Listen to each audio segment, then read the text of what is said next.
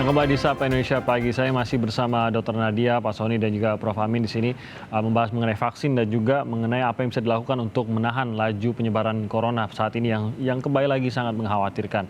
Tadi saya sedikit mengungkap mengenai adanya kerumunan massa pada saat vaksinasi massal berlangsung. Sementara di sisi lain ada keinginan untuk justru mempercepat laju vaksinasi dan ada kesulitan-kesulitan tertentu di situ. Ini seperti dua hal yang bertolak belakang gitu, Pak Sony. Ini mungkin Anda bisa melihat dari perilaku masyarakat ini apa yang salah di sini? Mengapa sebenarnya ada rombongan yang sebenarnya sangat ingin divaksin dan sebenarnya ini bisa membantu laju vaksinasi kita, tapi di sisi lain ada kelompok juga yang cukup besar, mungkin sama besarnya, masih ragu-ragu begitu untuk divaksin, entah ragu-ragu karena hoax-hoax yang tadi kita ungkap atau sekedar ragu-ragu karena hal-hal sederhana seperti nggak ada yang nemenin gitu, Pak Sony. Ya, jadi yang pertama adalah kita tentu mendahulukan kelompok berisiko. Setelah itu kita juga mendahulukan mereka yang memang berminat ya. Jadi yang punya willingness itu harus didahulukan. Yang ketiga kita harus memudahkan mereka. Memudahkan itu sangat penting ya dalam berbagai arti. Artinya mereka itu satu bisa mengetahui kapan akan divaksin, bagaimana cara mendaftarnya, misalkan harus mendaftar, lalu kemudian mereka memperoleh jadwal yang jelas, tempat yang jelas. Lalu kemudian kalau bisa juga tempat vaksinasinya cukup banyak, sehingga menghindari kerumunan, memecah konsentrasi massa. Lalu kemudian juga ada jadwal waktunya. Jadi jangan dibilang misalkan mulai dari jam 6 sampai selesai, nanti orang akan berbondong-bondong ingin duluan. Itu kan sebetulnya semua punya keinginan besar untuk divaksin, tetapi kemudian kondisi yang ada itu justru bisa berpotensi menularkan. Jadi bisa kita pecah konsentrasi massal tadi dengan jadwal yang jelas, dengan tempat yang lebih banyak, dengan informasi yang lengkap. Karena sebetulnya dukungan masyarakat ini luar biasa loh untuk vaksinasi. Yeah. Dan tadi Prof. Amin, Dr. Nadia juga sudah sangat jelas, untuk menghindari mutasi itu sebetulnya secepat mungkin orang divaksin, kita hindari penularan sebaik mungkin, karena kalau penularannya masif, mutasi virus itu akan terjadi. Jadi kami berkali-kali juga mendorong masyarakat untuk mau divaksin, karena itu bentuk proteksi. Dan kami juga jelaskan, jangan takut dengan vaksinnya, takut dengan virusnya. Ya, berkali-kali seperti itu kami jelaskan ke masyarakat. Kemudian juga intervensi tidak ada yang tunggal di dalam mengakhiri pandemi ini. Sehingga 3M atau tadi Prof. Amin sudah 6M ya, 2 kali lipat. Terus 3T dan vaksinasi itu paralel harus berjalan secepat-cepatnya. Dan kita bisa melihat banyak negara yang sekarang sudah mulai bisa melonggarkan protokol kesehatan karena mereka sudah bisa mencapai tingkat vaksinasi yang tinggi. Ya sebelumnya mereka bisa menekan angka penularan, positivity rate-nya sudah ditekan sangat rendah dan seterusnya. Jadi seberapa cepat kita bisa mengakhiri pandemi ini ya tergantung pada perilaku kita untuk melaksanakan 3M, mendukung 3T dan mau untuk divaksinasi. Ini sebenarnya baru kemarin juga nih pembahasan Pak Sony mengenai kalau kita melihat ke negara-negara yang saat ini kondisi penyebarannya sudah melandai dan mungkin melandai jauh, bahkan beberapa area di negara tersebut sudah mulai seperti normal lagi, sudah boleh tidak memakai masker bagian divaksinasi dan lain-lain gitu. Dan ada korelasi antara kecepatan dari penanganan situasi dengan disiplin masyarakatnya. Gitu. Tapi seringkali kita merasa bahwa sebelum COVID pun masyarakat di sana memang sudah disiplin. Nah di Indonesia ada kesulitan hal tersebut begitu. Apakah memang ini masih bisa diubahkah atau memang harus ada unsur pemaksaan sedikit begitu Pak Sony? Ya, jadi gini, kita kan bisa belajar dari pengalaman buruk negara lain dan juga bisa belajar dari pengalaman keberhasilan negara lain. Nah kita sudah melihat ada yang berhasil. Kenapa mereka bisa berhasil? Karena mereka patuh protokol kesehatan, karena mereka sadar harus memakai masker, dan seterusnya. Kenapa mereka berhasil? Karena mereka bisa mendukung program vaksinasi secara cepat. Nah memang begini, Bung Timothy, ada dua ya. Yang pertama adalah mendorong kepatuhan. Tetapi kepatuhan itu kan berarti ketaatan orang terhadap suatu aturan. Yeah. Dan kalau tidak ada pengawasan, biasanya kepatuhan itu menjadi rendah. Yang kedua adalah kesadaran. Nah ini yang kita dorong ya, makanya kami mengeluarkan buku tentang panduan perubahan perilaku dan pengendalian COVID-19 melalui 3M, 3T, dan vaksinasi. Jadi kesadaran itu penting. Orang itu menjalankan perilakunya dengan 3M, mendukung 3T, dan vaksinasi itu didasarkan oleh manfaat yang diterima. Nah, kalau kesadaran yang muncul dengan atau tanpa pengawasan, orang akan melaksanakan sebaik-baiknya. Dan pengalaman di banyak negara yang didorong itu sebetulnya adalah kesadaran, bukan sekedar kepatuhan. Kita lihat India, misalkan, ketika mereka sangat keras, orang menjadi takut, akhirnya orang patuh. Tetapi begitu dilonggarkan, orang tuh betul-betul menjadi tidak patuh, dan akhirnya terjadi penularan yang luar biasa. Makanya membangun kesadaran bahwa peran dari semua pihak, apalagi masyarakat, itu sangat penting di dalam membangun ketahanan kesehatan masyarakat dengan cara betul-betul memakai masker, jaga jarak, cuci tangan, ikuti prosedur 3T, lalu ikuti vaksinasi segera mungkin begitu memperoleh kesempatan. Nah, Dr. Nadia mungkin mau mengomentari juga bagaimana kita melihat pada saat dalam kesempatan bisa vaksinasi massal, sebenarnya minat masyarakat yang mau divaksin itu juga sangat-sangat besar sebenarnya. Nah, tapi seringkali malah justru membahayakan juga bagi masyarakat saking antusiasnya, antriannya akhirnya terpecah, akhirnya bergerombol, ingin divaksinasi terlebih dahulu. Bagaimana memaksimalkan hal ini agar ini juga bisa berkontribusi pada vaccination rate kita? Iya, yang pertama adalah kita mengupayakan bahwa untuk proses pendaftaran atau registrasi itu sebisa mungkin kita lakukan melalui upaya secara elektronik ya. Jadi adanya sentra-sentra vaksinasi ataupun juga pelayanan di puskesmas ataupun yang dilaksanakan di RT RW itu sebelumnya dilakukan pendataan terlebih dahulu sehingga sudah bisa dipastikan kira-kira pada hari tersebut berapa jumlah orangnya, sehingga juga bisa menentukan pelaksanaannya, misalnya kalau di RT RW itu di mana, di ruang terbuka yang dipastikan protokol kesehatan masih sangat mungkin untuk dijalankan.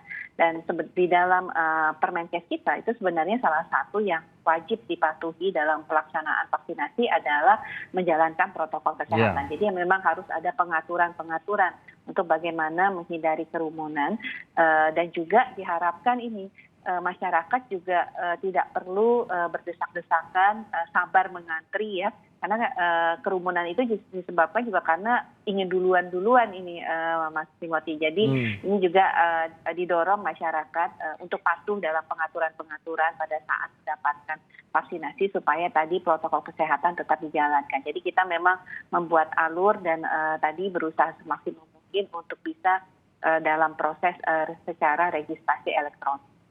Nah, Prof. Amin, kalau tadi saya mengungkapkan beberapa negara yang sudah perlahan lah, sudah mulai perlahan seperti normal lagi sebelum pandemi ini begitu. Nah, ini mungkin membuat iri kita juga. Kita ingin agar bisa hidup lebih terbebas lagi dari hal-hal yang membatasi kita karena kita ingin melindungi diri kita dari pandemi COVID-19 ini, dari vaksin, maksud saya dari virus, dan bisa mendapatkan vaksin. Nah, vaksin ini kuncinya sebesar apa begitu, dalam arti sebesar apa kontribusi vaksinasi ini agar kita bisa kembali ke sana? Apakah memang vaccination rate mencapai titik tertentu baru kita sudah bisa bebas seperti di Amerika yang mengatakan yang sudah divaksin sudah tidak usah memakai masker begitu? Apakah semudah itukah atau memang vaksinasi ini mungkin hanya sepersekian bagian dari tahapan menuju normal? Bagaimanapun juga 3M bahkan 6M tadi sudah disebutkan ini harus berjalan beriringan. Terima kasih. Jadi vaksinasi itu memang melindungi perorangan, tapi juga melindungi masyarakat ya. Tetapi kita harus memahami bahwa vaksin ini tidak serta-merta menghentikan pandemi. Ya, karena vaksin ini tidak bisa menggantikan 3M atau 5M atau 6M apapun ya. Nah, itu yang harus kita pahami. Dan kalau kita melihat negara-negara lain sudah mulai mengendorkan, kita juga harus mau melihat pengalaman mereka.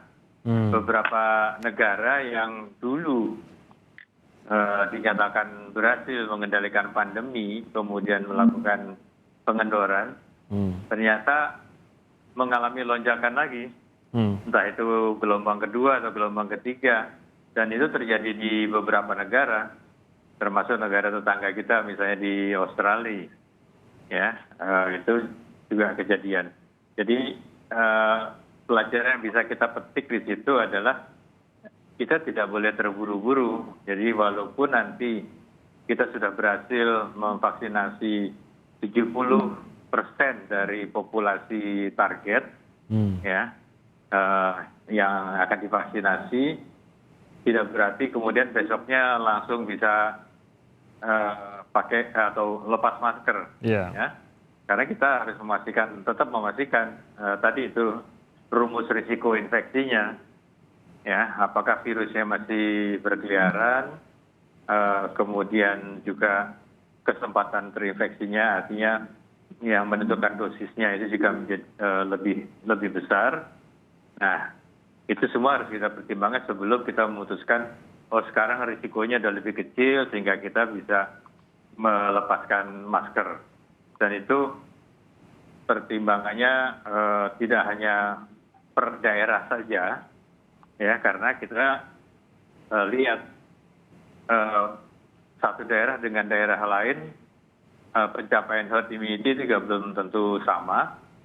Sehingga kalau misalnya katakanlah satu daerah di Indonesia dilakukan pengendoran, ya, boleh tidak pakai masker di daerah tertentu, tapi setiap hari orang yang lalu lalang dari satu daerah ke daerah lain juga besar, dan itu juga menimbulkan risiko, ya. Jadi kita sebaiknya tidak terlalu terburu-buru untuk ikut-ikutan menghentikan 3M tadi. Ya. Oke, berarti vaksinasi bukan kunci tunggal dalam penyelesaian pandemi di Indonesia. Tapi apakah tanpa vaksinasi, tanpa pernah mencapai 70-80% tersebut yang tervaksinasi, maka pandemi ini tidak akan pernah berakhir di Indonesia? Bisa dibilang begitu juga, Prof? Vaksinasi harus berdampingan dengan upaya protokol kesehatan, ya. Jadi bukan berarti yang satu menggantikan yang lain. Betul. Tapi harus berdampingan, harus dilakukan bersamaan. Tapi maksud saya kalau kita tidak pernah mencapai 70 atau 80% tadi, ya bisa dikatakan ya pandemi ini tidak akan pernah usai juga di sini karena tidak mencapai angka tersebut. Apakah bisa dibilang begitu, Prof?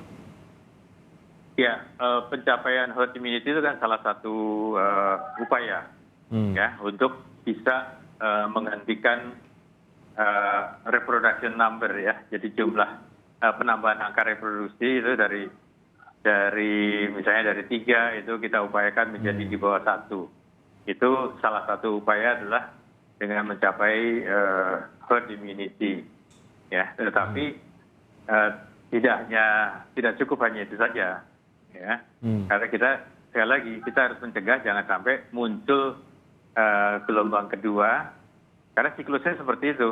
Ketika naik kita ketat, ya, kemudian setelah terkendali sedikit angkanya turun, nanti kendor lagi, ya, nanti terus naik lagi, begitu seterusnya akan terjadi berulang-ulang. Walaupun ada hipotesis yang menyebutkan kalau itu terjadi berulang akan semakin lama semakin kecil seperti yang dialami di influenza, ya. Tetapi kita sama sekali belum bisa 100% memahami perangai virus SARS-CoV-2 ini. Ya, yang jelas tidak 100% sama dengan virus influenza. Ya, jadi kita harus terus mengamati. Ya. Dan ini sangat terkait erat dengan perilaku masyarakat, ya, Pak Sony. Betul sekali. Jadi kami selalu mengingatkan bahwa sudah divaksin tetap 3M, apalagi belum, ya. Vaksin melindungi kita semua, namun tetap 3M. Jadi kami terus menjelaskan pada masyarakat bahwa 3 intervensi utama, 3M, 3T, dan vaksinasi harus dilakukan secara berdampingan. Kami juga menjelaskan bahwa kenapa sih setelah divaksin harus tetap 3M, karena satu, vaksinasi itu membutuhkan waktu, tidak semua orang langsung bisa divaksin dalam waktu seketika. Jadi ada prioritas, ada periode waktunya. Terus yang kedua, vaksin juga membutuhkan waktu untuk membentuk kekebalan di dalam tubuh seseorang. Yang ketiga, tidak ada vaksin dengan efektivitas 100%. Jadi walaupun melindungi, masih butuh perlindungan yang lain, termasuk utamanya 3M. Terus belum diketahui berapa lama kekebalan vaksin itu bertahan di dalam tubuh kita. Oleh karenanya, tema perubahan perilaku kampanye yang kami lakukan adalah masyarakat harus sadar bahwa vaksinasi sangat penting, tetapi setelah divaksin tetap harus menjalankan protokol kesehatan. Terakhir, Dr. Nadia, mungkin masih ada masyarakat yang bingung. Sebenarnya sumber informasi yang bisa saya periksa setiap hari, apakah saya sudah dapat menerima vaksin, di mana, kapan menerima vaksin tersebut, masih bingung. Ada yang dari pihak swasta juga menawarkan, ada dari pihak lain-lain juga menawarkan, tapi pegangan saya harus di mana ini, Dr. Nadia, untuk mengetahui apakah saya sudah bisa menerima vaksin, kapan dan di mananya, saya bisa tahu dari mana? Ya, yang pertama memang ada beberapa jalur ya untuk proses vaksinasi ini. Nah, yang pertama mungkin kita bisa lakukan adalah kalau kita ingin mengetahui apakah kita sudah menjadi sasaran vaksinasi, silakan mengakses ke sistem aplikasi Peduli Lindungi. Dengan memasukkan nomor telepon, dengan nomor induk kependudukan, kita bisa mengetahui apakah kita sudah menjadi sasaran vaksinasi, dan kalau kita sudah menjadi sasaran vaksinasi, kemana kita harus mendatanginya. Yang kedua, kalau kita sudah menjadi sasaran vaksinasi, kita akan mendapatkan tiket vaksinasi yang akan dikirimkan kepada kita. Nah, tetapi kalau kemudian kita belum mendaftarkan secara elektronik, tentunya tadi bisa mengakses melalui loket.com ya, di sana ada beberapa pilihan, atau melalui situs Dinas Kesehatan, karena di sana pasti akan ada informasinya. Yang kedua adalah bisa menghubungi juga call center Kementerian Kesehatan di 119 extension 9 untuk menanyakan di mana untuk mendapatkan vaksinasi. Dan kalau kemudian mendapatkan undangan yang dikirimkan melalui SMS, dipastikan dulu dihubungi apakah betul ini undangan atau hanya kemudian sifatnya penipuan. Karena kadang-kadang kita juga mendapatkan SMS tapi ternyata penipuannya. Jadi dan yang pasti untuk datang langsung itu juga sangat memungkinkan, karena saat ini kan kita juga semakin banyak memperbanyak sentra-sentra atau pos-pos vaksinasi. Kita lakukan vaksinasi di mal, kita lakukan vaksinasi di tempat-tempat umum, kita lakukan vaksinasi di Polres, dan tentunya tadi memperluas kerjasama dengan berbagai pihak swasta, BUMN, bank, dan siapapun juga yang akan membuka pelayanan vaksinasi akan kita dukung sebenarnya. Supaya tadi makin banyak, makin mudah dan mendekatkan kepada masyarakat. Baik, jadi memang dibuka kesempatan akses yang mudah bagi masyarakat seluas-luasnya agar semakin banyak yang bisa menerima vaksinasi ini. Terima kasih banyak Dr. Siti Nadia Tarmizi, juru bicara untuk vaksinasi COVID-19 dari Kementerian Kesehatan. Terima kasih Pak Sony, Ketua Bidang Perubahan Perilaku Satgas COVID-19, dan juga Prof. Amin, Kepala Lembaga Biologi Molekuler Eijkman. Terima kasih banyak sudah bergabung bersama kami pada pagi hari ini. Semoga terlindungi dari virus ini, semoga sehat-sehat semua. Dan saudara tetap bersama kami, usai jeda kami akan hadir